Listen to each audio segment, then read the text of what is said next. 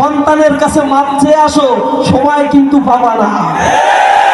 প্রতারণা অনেক করেছো, অনেক রক্ত ঝরেছে, আমরা রাজপথে নেমে জীবন দিয়েছি।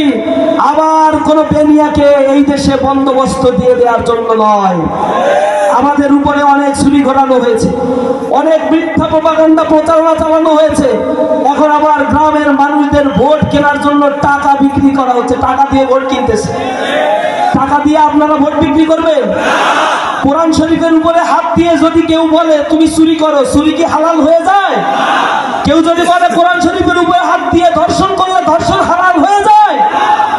তাহলে যদি কেউ টাকা দিয়ে বলে ভোট দিবা ধানের শীষে, তাহলে সেইটা কি হালাল হবে?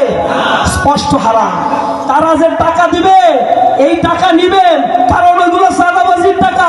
ক্ষমতায় যাওয়ার পরে এই টাকা তারা আবার সুদে উসুলে আপনার টাকাই আবার নিয়ে তারা তাদের বন্দোবস্ত করবে।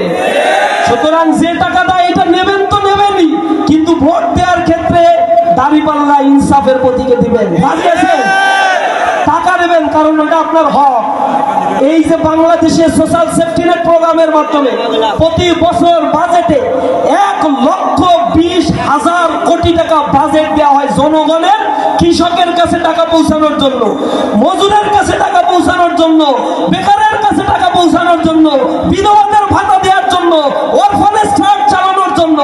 এই টাকাগুলো একেবারে এমপি থেকে শুরু করে ইউনিয়ন পর্যায় পর্যন্ত, মেম্বার পর্যন্ত লুটে পুটে খেতে খেতে এক পয়সাও জনগণের কাছে পৌঁছায় না। এই টাকার হিসেব যারা আগে রাষ্ট্র চালাইছে তারা বুঝে ভালো করে।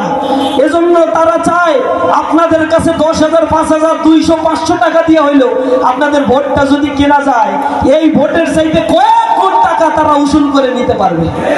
আমরা ক্যাম্পাসে দেখেছি জগন্নাথ বিশ্ববিদ্যালয়ের হলে তারা পার স্টুডেন্ট 3,000 টাকা করে একটা করে শাড়ি দিছে। আমরা বলছি যে বোন শাড়িও নাও টাকাও নাও, সমস্যা নাই। ওরা এটা দিচ্ছে কোন লোভে জানো? এই টাকা দিচ্ছে এই এলাকায় যে সাদাবাস, গুলিস্তান এলাকায়, সদরঘাট এলাকায় যে বড় সাদাবাস, ও চায় এই দল যদি ছাত্র সংসদে জিতে তাহলে সাদাবাজির স্থায়ী ইজারা তারা পেয়ে যাবে।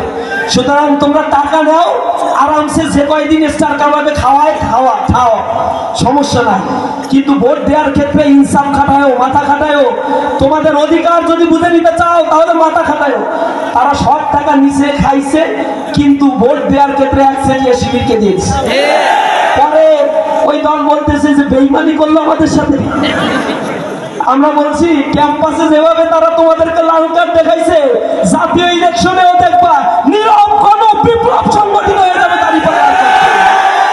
জনগণ সব বুঝে, হিসাব এখন পাল্টে যাচ্ছে, বাতাস এখন ভিন্ন দিকে বইছে, মাথা তাদের খারাপ।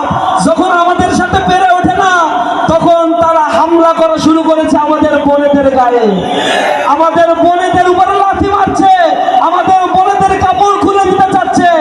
আমরা বলছি আমাদের বোনেদের গায়ে যদি ফুলের টোকা দাও, ইসলামী ছাত্র শিবিরের 1 ফোঁটা রক্ত থাকতেও তা প্রতিহত করবে ইনশাআল্লাহ।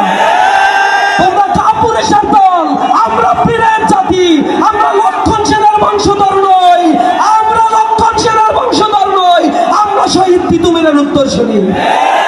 আবু সাইদ যেভাবে রক্ত দিয়েছে, ওসমান হাদি যেভাবে রক্ত দিয়েছে, বাংলাদেশের সার্বভৌমত্ব রক্ষার জন্য ইসলামী ছাত্র শিবির সেভাবে রক্ত দিয়ে প্রস্তুত আছে। আগামী 12ই ফেব্রুয়ারি আপনাদের ভোটাধিকার বুঝে নেওয়ার জন্য সকাল সকাল খানা পিনা সব করে শুকনা খাবার হাতে নিয়ে ভোট কেন্দ্রে আর্লি চলে যাবে। সকালে ভোট দেবেন, সারাদিন পাহারা দেবেন, সন্ধ্যায় ভোট গুনে এরপরে এলাকা ছাড়বেন।